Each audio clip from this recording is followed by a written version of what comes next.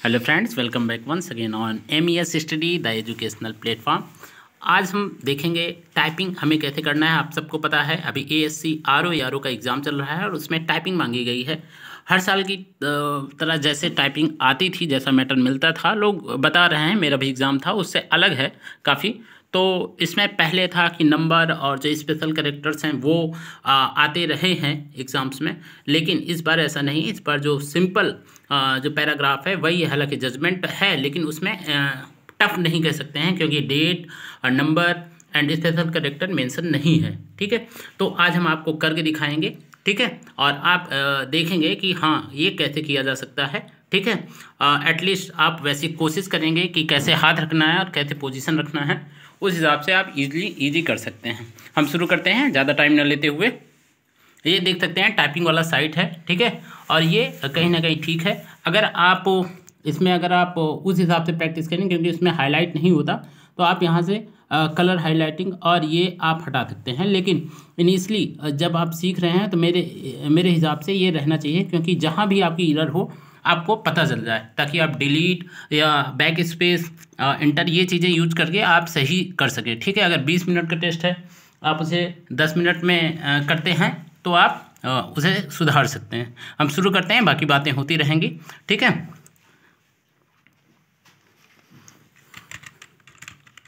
उसमें अगर आप पूरा कर भी लेते हैं, जैसे इसमें लाइन है वैसे उसमें भी रहेगी। ऊपर आपका मैटर लिखा रहेगा और नीचे आपका करना रहेगा। ठीक है, तो उसमें आप बैक स्पेस करके इजीली जो आपके एरर्स हैं सुधार सकते हैं।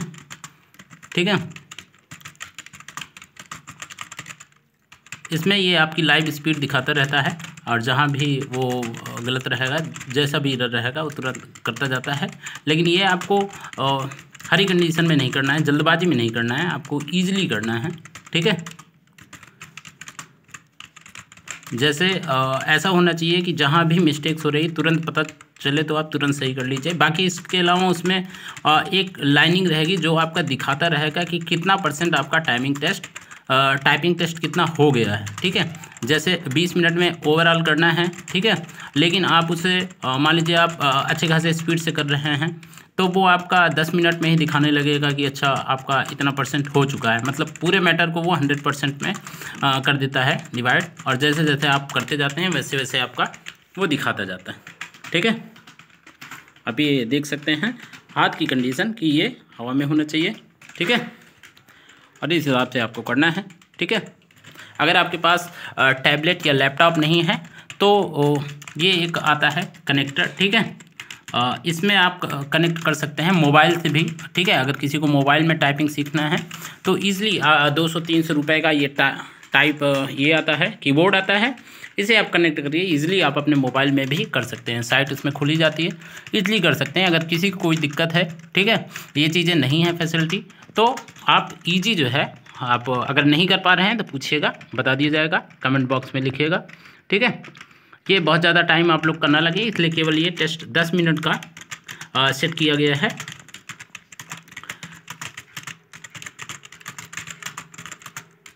और बाकी किसी भी प्रकार की अगर आपको समस्या है तो आप बिल्कुल कर सकते हैं।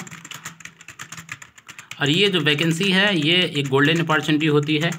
ये रेगुलर तो नहीं कही जाती, लेकिन अगर आप इसका पिछले 10 साल में देखेंगे तो हर साल या दूसरे साल निकलती रही है वैकेंसी, तो उस हिसाब से काफ़ी अच्छी वैकेंसी कह सकते हैं। हाई कोर्ट में डायरेक्ट हो जाता है। पेपर का लेवल ठीक रहता है और आप कह सकते हैं कंपटीशन काफ़ी अच्छा खासा रहता है। इसीलिए अगर आप एनालिसिस किए हों तो 2016 का तो छोड़ दीजिए, बाकी जितना भी उसके बाद एग्ज़ाम्स में हैं उसकी जो कट ऑफ रही है, मेरिट रही है, वो हाई ही गई है। जैसे लास्ट टाइम भी 205 नंबर थी 250 में, और एक बार 210 नंबर थी जनरल की। तो उस हिसाब से आप देखेंगे तो बिल्कुल काफ़ी हाई रहती है। और इसमें कहीं ना कहीं जो टाइपिंग होता है उसका विटल रोल रहता है, क्योंकि अगर इसमें आपका 50 में 50 मार्क्स मिल जा रहा है, जो कि बिल्कुल गेन किया जा सकता है। ठीक है, अगर ये हो जा रहा है तो कहीं ना कहीं बिल्कुल ये मतलब काफ़ी अहम रोल होगा, क्योंकि मान लीजिए 210 कट ऑफ किया है और आप 160 भी उसमें लेके आए हैं और इसमें 50 में 50 हो गया, तो बिल्कुल एक अपॉर्चुनिटी रहती है। और इसमें 50 में 50 क्यों आ सकते हैं, इसका सीधा सा रीज़न है कि इसमें आप बैक स्पेस वगैरह यूज कर सकते हैं, तो इसलिए इसमें चांसेस बन जाते हैं। इसमें जैसे एक्यूरेसी अभी दिखा रहा है 98.8, तो इसे कब सही कर लेंगे आप, ये आप बैक स्पेस यूज़ करके इसे सही कर लेंगे, क्योंकि अगर आपकी स्पीड 35 के अराउंड बन रही है तो नो डाउट 35 की स्पीड से आप जो पैथेज रहेगा उसे आप मुश्किल से 15-16 मिनट में कर लेंगे, और इतने में करने के बाद 5 मिनट में आप पैथेज पढ़ते जाएंगे, जहाँ भी एरर है आप सही कर लेंगे। तो आप कह सकते हैं कि 50 में 50। अच्छा, लोग 50 में 50 कई लोगों के आए हैं, ठीक है, या 49 नंबर तक को आ ही सकते हैं। आप ये नॉर्मल टारगेट बना सकते हैं, और वो आप रूम पे आराम से प्रैक्टिस कीजिए। एक बार में कंटिन्यू प्रैक्टिस ज़्यादा मत कीजिए, ठीक है। आप सुबह कर लीजिए 15 मिनट, फिर दोपहर में 15 मिनट कर लीजिए, ठीक है। मतलब जब पढ़ने से ऊबने लगिए तो आप बीच में बैठिए, टाइपिंग कीजिए, और ये कहीं ज़्यादा आप देखेंगे बेनिफिशियल होता है, क्योंकि एक बार में आप बैठते हैं तो, हालांकि मैं ये नहीं कह रहा हूँ कि बस 5-5 मिनट कीजिए, एक बार बैठिए 20 मिनट कीजिए, 25 मिनट कीजिए, आधे घंटे कीजिए, फिर उसके बाद आप 4-5 घंटे बाद फिर बैठिए, फिर कर लीजिए, समझ रहे हैं। तो ऐसे करेंगे तो वो कहीं ज़्यादा असर करता है स्पीड पर, ठीक है। जैसे लोग कहते हैं कि एक बार खाना खाने पे जो है शरीर में नहीं लगता है, उसे आप थोड़ा थोड़ा करके कई बार में खाएं तो शरीर में लगता है। सिमिलर कहानी यहाँ पे होती है। अगर आप दिन में 3 बार कर रहे हैं, ठीक है, आधे घंटे के लिए, आधे घंटे इसलिए ज़रूरी है क्योंकि इसमें 20 मिनट का रहता है, 20 मिनट बैठना रहता है, ठीक है, और वो 3 घंटे का पेपर होता है, ठीक है। 3 घंटे का पेपर, 15 मिनट का गैप, फिर 20 मिनट का ये, और पेपर शुरू होने के पहले मिनिमम आधे घंटे पहले जाना। तो यानी कम से कम आपको चेयर पे बैठने का 5 घंटे का आपका होना चाहिए, ठीक है। 5 घंटे चेयर पे बैठने पे आपको किसी प्रकार की दिक्कत ना हो, क्योंकि आपको मान लीजिए बॉडी एक होने लगा, शरीर दर्द होने लगा, तो कहीं ना कहीं आपका कंसंट्रेशन लूज़ हो जाएगा, है ना। तो कंसंट्रेशन लूज़ ना हो इसलिए आपको हैबिट बनानी पड़ेगी, ठीक है। अगर आप आधे घंटे कर रहे हैं दिन भर में 3 बार, तो ये आपके लिए बहुत नॉर्मल सा हो जाएगा। बाकी आप पढ़ाई भी जो करते हैं कोशिश कीजिए कि चेयर और टेबल का यूज़ करें, तो उससे कहीं ना कहीं आपको का जो कंसंट्रेशन है वो वैसा ही बना रहेगा, ठीक है। क्योंकि अमूमन जो एग्ज़ाम होते हैं, ठीक है, वो 2 घंटे के होते हैं, तो 3 घंटा थोड़ा सा कहीं ना कहीं ज़्यादा हो जाता है। जो लोग एकेडमिक्स के दौरान अगर दे रहे हैं तो उनके लिए तो ठीक है, अदरवाइज़ कहीं ना कहीं ये समस्या हो सकती है, ठीक है। तो आपको ऐसे ही प्रैक्टिस करना है।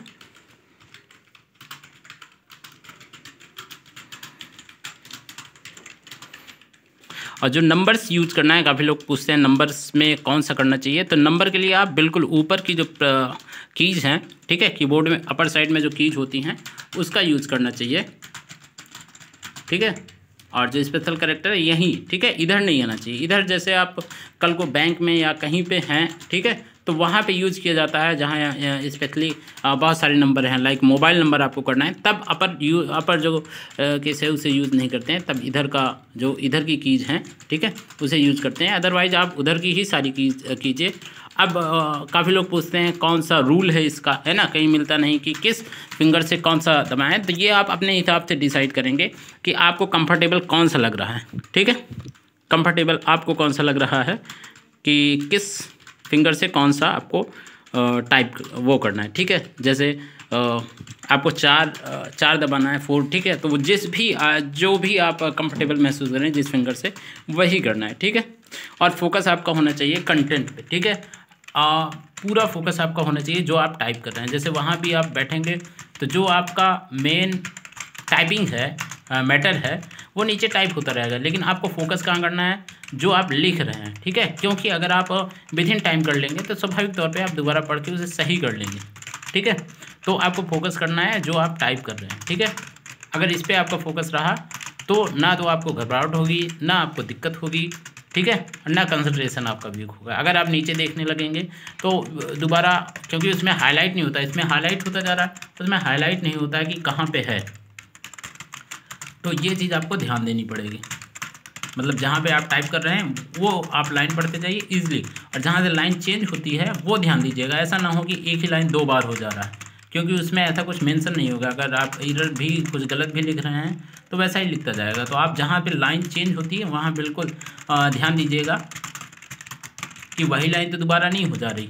बाकी जैसे जैसे जहाँ से ऊपर लाइन चेंज रहेगी सिमिलर नीचे पैटर्न पे रहता है। तो अगर कोई आप एक्स्ट्रा वर्ड लिख रहे हैं, एक्स्ट्रा स्पेस छोड़ रहे हैं, तो आपको तुरंत पता चल जाएगा। ठीक है, पता इसलिए चल जाएगा क्योंकि जो लाइन बाई लाइन है उसके जो उसका जो एक क्रम रहेगा वो चेंज हो जाएगा। ठीक है, ये आप देख सकते हैं टाइम कंप्लीट होने वाला है और स्पीड आप देख सकते हैं ये 57 के लगभग है। लेकिन आप जितनी भी यहाँ स्पीड है उससे आप 5-7 कम ही मान के चलिएगा। ठीक है, तो मतलब 25 की स्पीड निकालनी है तो आप कोशिश कीजिए कम से कम 32। और ये सीधी सी बात है कि आप इसमें जल्दबाजी की मत सोचिएगा, ईजिली कीजिएगा। ठीक है, ईजी कीजिएगा। आपको दूसरी चीज़ ये भी नहीं, जैसे वहाँ पे आप सेंटर पे पहुँचे तो ये भी किसी तरह नहीं पूछना है भाई साहब आपकी स्पीड कितनी है, भाई साहब आपकी स्पीड कितनी है। उस दिन बहुत से आपको ज्ञानचंद मिल जाएंगे जो बताएंगे मेरी स्पीड तो 80 की है। तो वो सब आपको ध्यान नहीं देना है। ठीक है, आपको फोकस बस इतना करना है कि हाँ इसमें मिनिमम 25 मांगे हैं और मुझे ईजिली करना है। ठीक है, कंप्लीट करना है। अच्छा 20 मिनट का रहेगा तो आप जब 5 मिनट हो जाए तो देखिए कि आपने 25% मैटर कंप्लीट कर लिया है। अगर 25% नहीं हुआ है मतलब आप उसे डिवाइड कर सकते हैं, समझ रहे हैं। जैसे 20 मिनट में कंप्लीट करना है तो 20 मिनट में आप देखेंगे कि 15 मिनट जब बचा है तो 25% रहे, 10 मिनट हुआ है तो आपका 52-53% कंप्लीट रहे। तो इस हिसाब से आप टाइम के हिसाब से लेंगे तो बिल्कुल आपका विद इन टाइम हो जाएगा। ठीक है, और आप देख सकते हैं ये एवरेज स्पीड रही है, आप एक्यूरेसी भी देख सकते हैं। तो ये रहा है टाइपिंग रिजल्ट, आप देख सकते हैं। अगर और भी कोई जानकारी आपको चाहिए हो तो बिल्कुल आप कर सकते हैं। यहाँ पे इनकरेक्ट एंट्रीज दिखा रहा है तो ये सारी चीज़ें उसमें नहीं रह जाएंगी बिकॉज ऑफ आप विद इन टाइम कर लेंगे। ठीक है, तो क्या हो जाएगा उसमें आप उसमें जाके सही कर लेंगे। ठीक है, तो ये था आज का वीडियो। अगर कोई आपकी क्वेरीज हैं तो आप बिल्कुल कमेंट कीजिए, हम उसका आंसर करेंगे। ठीक है, जैसे टाइम मिलेगा। Thank you very much for watching this video. Meet you again after next video.